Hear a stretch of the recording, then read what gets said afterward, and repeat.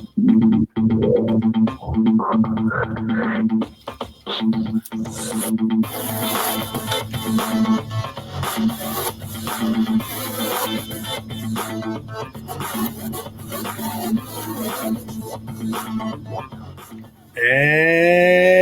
welcome to Education, Leadership, and Beyond, Surviving and Thriving. My name is Andrew Murata, host of the show, and it is show number 82. Excited to be back on live on Facebook. We're headed to iTunes. Welcome our audience in on Disrupt Ed TV, all of our friends with that programming, and certainly Voice Ed Radio in Canada, listening live. Thanks for tuning in, everyone, and thanks for being with us. We're excited. We're here in the Port Jervis Library, and sitting next to me and coming up very soon, today's guest, Mike Fleming.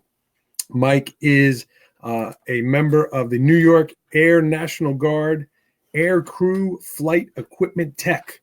That's a mouthful right there, but cool stuff he is doing with the National Guard. We're going to talk to Mike about leadership. We're going to talk to Mike about his family, his time in the Persian Gulf, and different aspects of the military. So we'll be meeting Mike here in just a minute.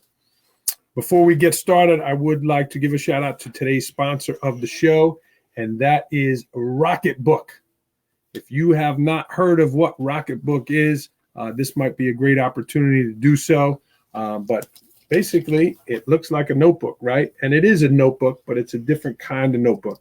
I got my show notes on here, and what makes Rocketbook different? First of all, it's got this cool plastic hard cover here, but what makes this different than a regular notebook?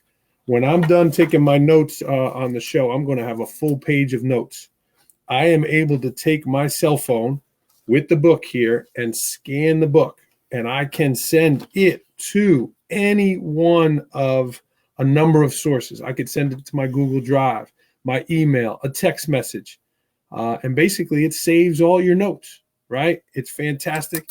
And then when you're done, you could take a little wet cloth and just wipe these down. So I know Mike Fleming is going to give me a wealth of information about leadership and some of his stories in his lifetime. And I am going to write them here during the show. And when I'm done, I'm going to scan this, and it's going to go to my Google Drive. And I won't have a bunch of papers floating around. I won't lose it. And I'll be able to scan it and document it and learn from those notes. So I do want to thank Rocketbook for sponsoring today's show. Certainly you can learn more about them at rocketbook.com. Google them. They're on Amazon. And if you look at those reviews on Amazon, it is pretty high up. As an educator, and that's somebody, my wife will testify that I can lose things from time to time. This is a great way to keep your things in order. My friend Elaine is asking a question. Yes, Elaine, it's one page at a time. So, but I plan on filling both of these, and then you can scan these in as individual documents right to your Google Drive. Very cool. Thanks, Rocketbook, for sponsoring the show. And again, check them out online. They're a friend of the program here. So let's get started. Again, if you are watching live, I got my mom watching live. She's our biggest a fan of the show. Thanks, Mom, for tuning in. She stepped away from the NCAA tournament. Her St. John's Redmen lost last night, so she's a little down. But thanks for tuning in, Mom. So, who packs your parachute? That is the theme of today's show. That's the opening concept of today's show. As you know, I'm a high school principal, and I got a big team that I work with. A lot of staff, teachers, secretary, custodians, monitors. We have a ton of staff there, all doing great work for Port Jervis. And each day, each one of those individuals has a different role, right? They have a different job. And, certainly do your job, take care of your business, take care of your responsibilities. And all of those people are help getting things ready for Port Jervis for our students, right? And getting things ready for them and making sure the school runs smoothly. And then your inner group, right? Those that work closest to you, that help you prepare for things, that get things ready for you, to make sure things are up and running. Those are the people that are packing your parachute. And what type of relationship do you want to have with those people? What kind of relationship should you have, and do you need to have to be a successful leader in whatever kind of work you're doing? We're certainly going to talk to Mike about his work and what he's doing. But, it brings me back to the quote, right? You are only as good as the people that you surround yourself with. And sometimes you get to choose those people and sometimes you don't. And it works, sometimes you don't. But you want to have that inner core team of yours, those people that are packing your parachute, to be the top notch, right? We've all heard that saying too about the people that you would want to be in a foxhole with. I've gotten to know Mike over the years here, and he's somebody that I would want to be with because I've seen him in calm settings, right, in our kids' ball games. But I also know some of the work he does in the military and what he does for others. Those people should be trustworthy, responsible, loyal, and certainly competent at their jobs, right? So if there is an emergency, if something does need to be done, that that those people are taking the right steps to help protect not only you, but also your whole organization. My good friend, Francis Sellis, he's a cardiologist. And I asked him one time, the question, I said, Francis, what if, he told me when he goes into a surgery or he goes into a procedure with someone, he goes into the hospital room and he has all of the people that are going to be involved in the procedure lined up to meet the patient. And they each introduce themselves and they each describe to the patient the role that they are doing. And I asked him one time, I said, Francis, what if you don't have 100% confidence in that person, or you think that person might mess something up, right? That could really hurt the surgery, and you feel that deep down inside. He said, Andrew, let me stop you right there. They wouldn't even be in the room. And I was like, wow.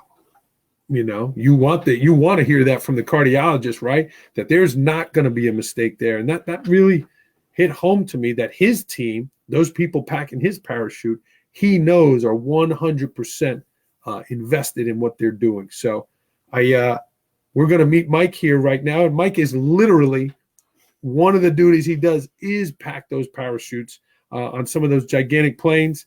I talk too much. Let's welcome in Mike Fleming to the program. Come on in, Mike. Scoot on over. Get close here. Yeah, welcome to the program. Thank you very much. It's great to be here. This Absolutely. Is Mike Fleming, everyone. Did this slide up? Oh, I slid that up. There we go. This is Mike Fleming. Mike is a member of the Air National Guard in New York. Yes, sir. And part of the Flight Equipment Tech Group.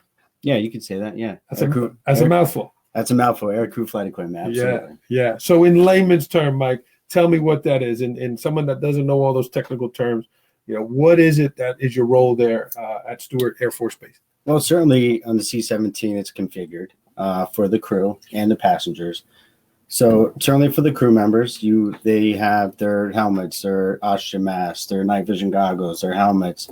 And also, for the cargo, you have, flotation or things of that nature. So any kind of life surviving equipment, we do the inspections, we test them, make sure they're serviceable, and they're ready to go. So we make sure everything that's on there that supports the crew and, God forbid it ever gets, crashes or gets shot down, that they have the survival equipment ready to go. Hopefully you never have to use it, but if they have to, you want to make sure that it's working and it's ready to go.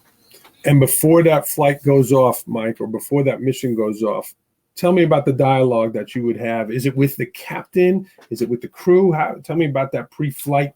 Well, all of them, really. I mean, all the 5 crew members. We have a form on board the aircraft that has almost like a list of everything that's on there. And we make sure, that's good to go. As far as inspection, make sure it's serviceable. And then if the pilot or co-pilot or the other crew members, if they have any questions about their gear, we also train them as well. So you have that dialogue with the crew. If there's any issues, we make sure we fix it right then and there. I mean, the engines are running. If we got to go out there and fix any kind of minor discrepancy, then we'll go ahead and do that. So they can call us on a drop of a dime. They're ready to go. Engine started, ready to roll out. We'll head out there and make sure they're ready to go. So we want to make sure that crew is all set. Mike's taking care of it. Mike, scoot in here so you're a little close. I won't bite you, I promise. No. All right. Mike, you heard the opening concept, right? In my line of business, all the people that help run the school, that help take care of me, the behind-the-scenes people. What did you think of that opening concept in terms of making a team be successful? Well, talking about who's packing your parachute, right? And certainly, what you touched on, the supporting cast. I mean, it's very important, certainly in the Newark Air National Guard, for certain. only strong as your weakest link. So it's a total team effort. Certainly packing your parachute for one, and any job you do. So you need people to be looking out for you for the common goal, for the education of young kids, or making sure that the crew has all the equipment they need. So no, it's extremely important, because I need some help too. I need to reach out to senior members or even some of the younger airmen. They have bright ideas, and I certainly reach out to them. It doesn't matter what rank or how old or how young. Mm-hmm. I'm certainly look for their feedback as well. How many flights a day, Mike, are you working that are coming in and out of there? Well, I mean, it varies certainly, but there's certainly a few. We stay pretty busy, as you can imagine. Cargo's got to move, so we're certainly spearheading those operations for sure. Okay, it's a lot of fun.